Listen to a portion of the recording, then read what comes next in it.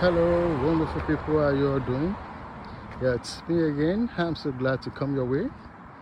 Yeah, I just want to quickly give you a rundown of my intention. What we're working, tirelessly to bring to your doorstep. Over these few days, we've been busy. We've been working hard. There's always been a lot to do. But how do we maximize the time? Is all that matters. So you guys will remember that for quite some days ago, I've been working on bringing something to your doorstep, which is understanding humanity and artificial intelligence. Wherever you are across the globe, you have access. So I'm thinking on advancing from where I stopped. The first thing we worked on was humanity and artificial intelligence. So I'm taking that further to go into the second module, which focus essentially on memory aspect of artificial intelligence devices. A typical example of one of reference is humanoid robots, smart computing devices at home. So how exactly does all those computing, smart devices work? So through this training, the second module, you're going to understand everything you need to know about computer memory.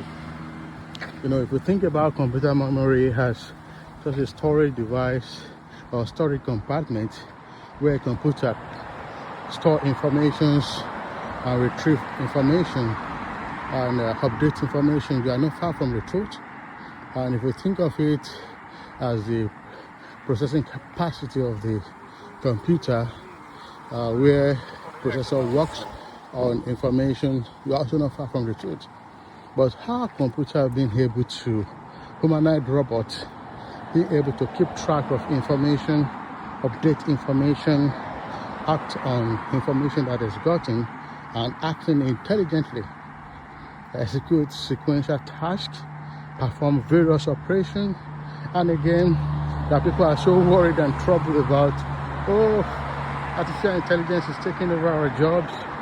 People doing printing press are complaining. People working in software industries are complaining.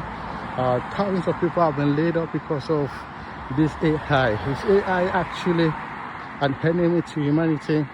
How is this AI able to do all these things that people are so scared about? And this is exactly what I want to continue to demystify.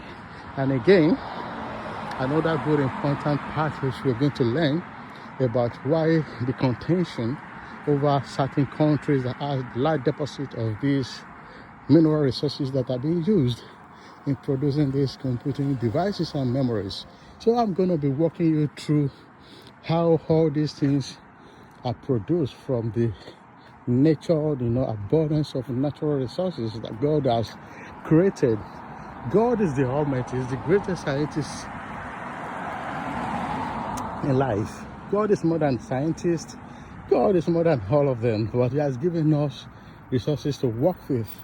When God created man, He said, have dominion, take authority. God expects us to work with things He has given us. When He created Adam, He brought other creatures like animals and asked Adam to name them. So the full authority, dominance has been given to us. Why? Because we were created to replicate God's divine nature on earth.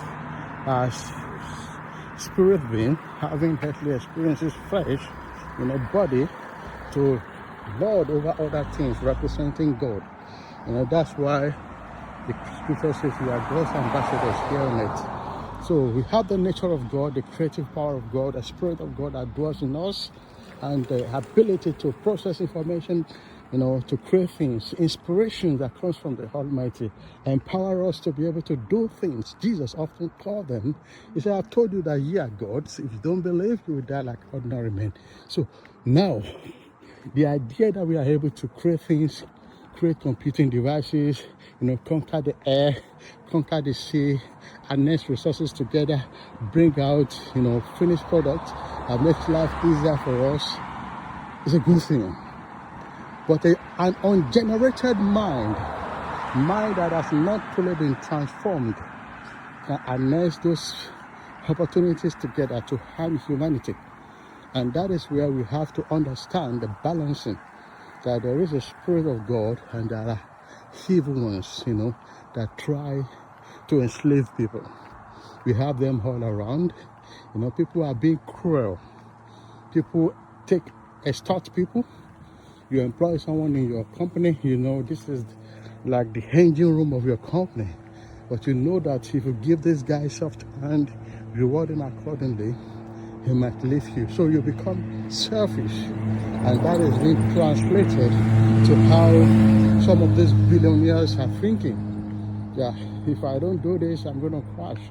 People are not putting their knowledge and resources together to solve humanity, to eradicate poverty. But it's always like fight, between the weak and the strong, the survival of the fittest. So, but you are going to understand certain things you do not understand.